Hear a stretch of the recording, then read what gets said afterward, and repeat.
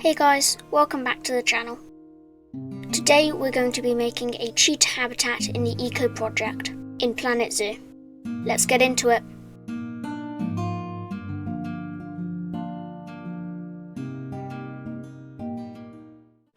So guys, welcome back. We are into the time lapse creating the cheetah habitat. I'm so excited for this one and it turned out really good. So just a note before we do start, I have had to speed up this time lapse to 11 times because there's over 5 hours of footage. So it's a bit much.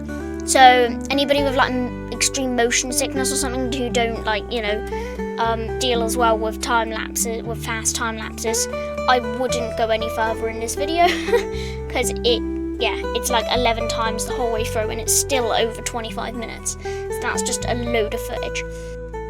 I'm going to be doing what I did on the last episode, the warthog episode. If you guys watched that one, then I stopped halfway through and then did music. I think that's going to be the kind of what I'm going to do for the rest of the series, because otherwise I put so much effort into these habitats now that there are like over 5 hours footage. I have to speed them up to like 10 times just for it to be under 30 minutes.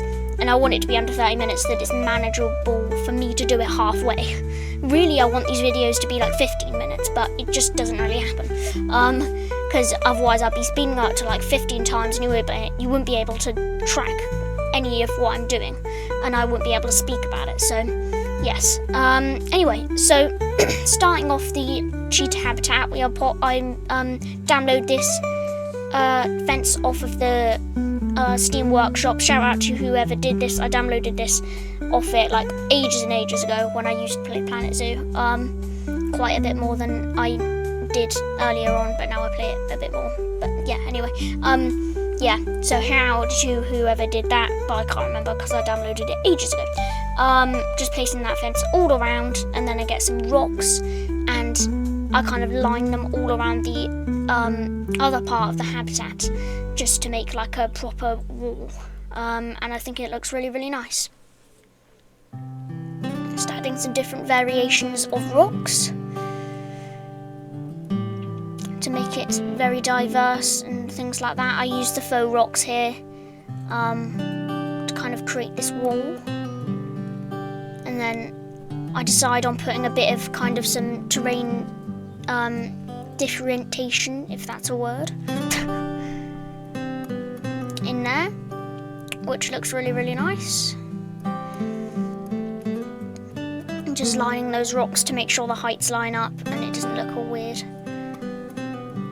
And then I turn a bit of a sharp corner there, and then along that kind of bit is where I put the hard shelter. I end up forgetting to do the hard shelter, and then my dad reminds me. Thank you, Father. So, just adding some kind of rocks and some buffalo grass and dring grass. I think it's called dring grass. A bit of a weird name.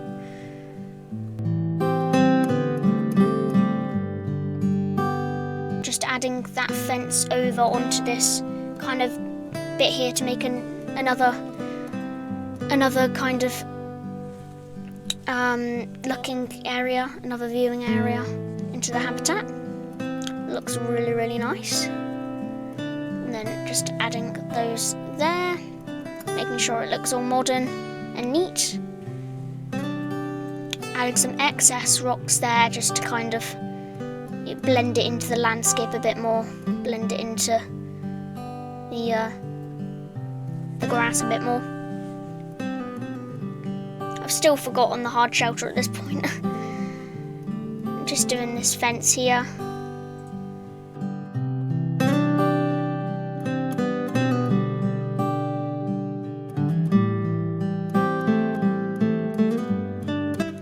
Really nice. Wanted to carry on that kind of modern aesthetic a bit here because we are working in a modern zoo after all.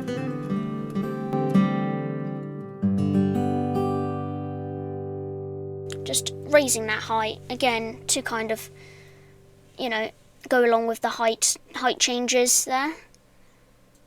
Looks quite slick and nice. And then just connecting up to the rocks right there.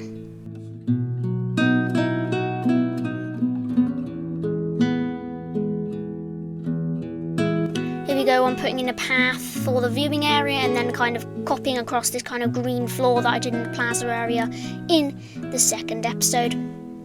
Well, actually, I think I did that off camera in fairness, but yes, yeah, just popping them down so that people can sit down and see the animals. Putting some faux pebbles around the outskirts of the wall to blend it in a bit more. Make sure it's looking nice and, you know, embedded into the landscape and grass of the habitat. And then adjusting these fences to make them look a bit slicker, because they were looking a bit not nice, you know, like not really flowing, just like I've plopped them down as blueprints and not really done much with them. So just adjusting them right there, make it look a bit nicer. Here I am making a bit of a shelter for the guests to kind of go under whilst they are watching the cheetahs.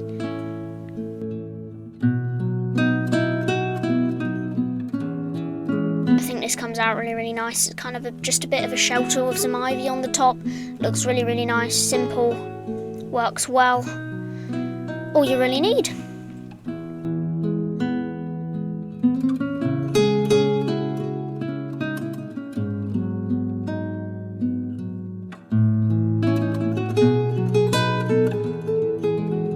Putting some grass on top. Oh, no, never mind.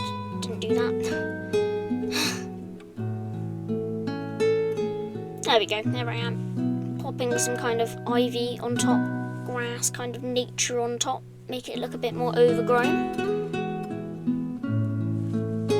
And then adding a bit of a design, some planks there. Make it look a bit more slick, held up, supported.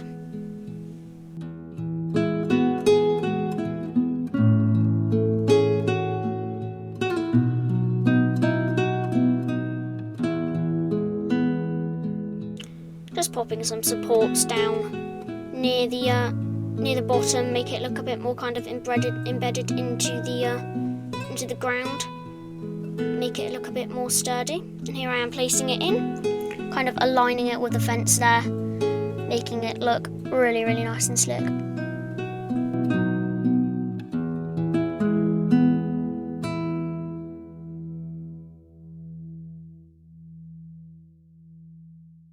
And I copy the fences from the Indian rhinoceros habitat, just to add that kind of modern look around and kind of make it flow a bit more, carry out that modern look that we're going for in the eco project. And then adding these fences around again. It's a lot of fencing in this video, a lot of kind of just casual stuff. Honestly, they should call the Planet Games fencing.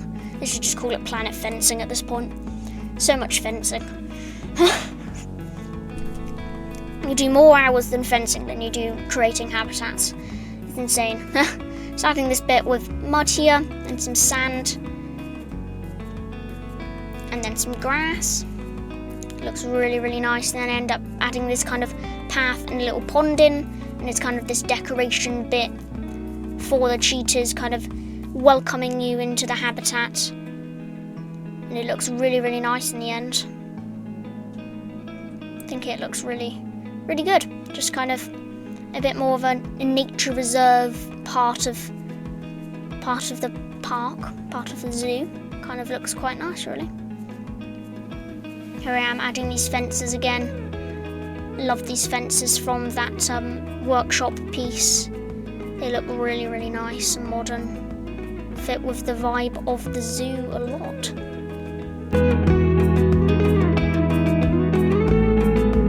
Adding these fences again from the Indian rhinoceros habitat. They look really, really nice over here. A lot of what you do in Planet Zoo is just consistency. Consistency. It's all about copying different pieces from parts of your park and copying them back over, giving you that really, really good consistency all throughout the park, making it look like it's all one cohesive kind of art piece almost. Obviously, if you're doing different themes and things, then just copy them from that theme, but obviously I'm going for overall aesthetic, which is modern. And if you're going for the same, if you're going for like an African theme, then feel free to pull over different things from different habitats, from different parts of your park or zoo, and then yeah, you can it makes it so much easier to just kind of make everything look a bit more cohesive and built in. And yeah, you can that also goes for Planet Coaster and Planet Coaster 2 and Planet Zoo 2 when it comes out, all of the Planet games, and even the Jurassic World Evolution games, any of the Frontier games really, the ones that are building and simulation required. Just copy and paste. That's a lot of what you're going to be doing in these games, copy and pasting from different parts of your park to carry out that consistency really. Here I am adding this mulch in. Looks really, really nice. Again, adding that kind of cohesive feel from over on the other planter. Here I am putting some reeds in. You've got to have reeds around water, haven't you? It's just amazing.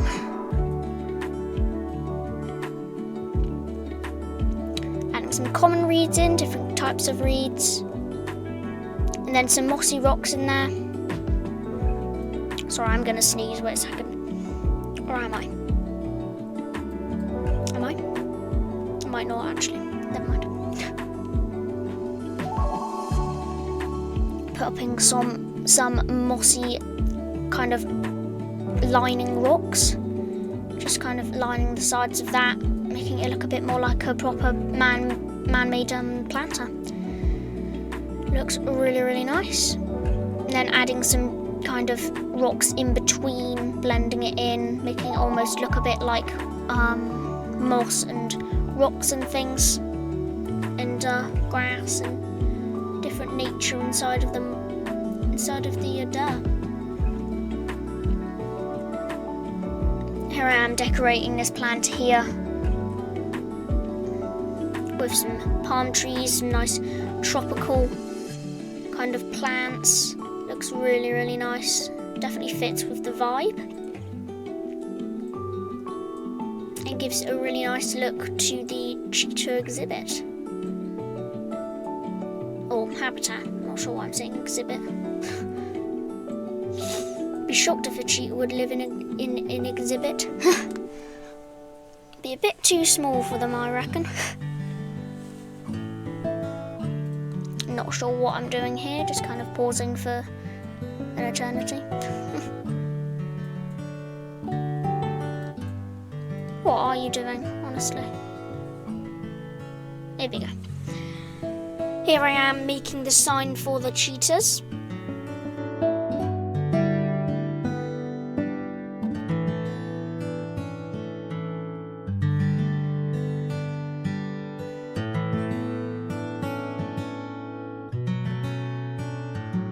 And whilst we're doing that, I'm going to start saying my goodbyes because we are getting to halfway through the time lapse, and I do so much after this, kind of finishing off this little entrance area, doing the same thing as we did with the Indian rhinoceros there with the sign, and then it's basically making the hard shelter and making the nature and then popping the cheetahs in really.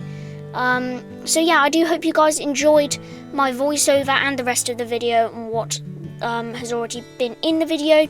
Remember to hit that subscribe button, like button, comment if you wish, and I don't know if the option's there, but I've heard about this kind of hype feature, so if it is there then make sure you guys hype, but I don't actually know if you have to turn it on or something. But yeah, if there's a hype button then go and press that one, I'd really appreciate it.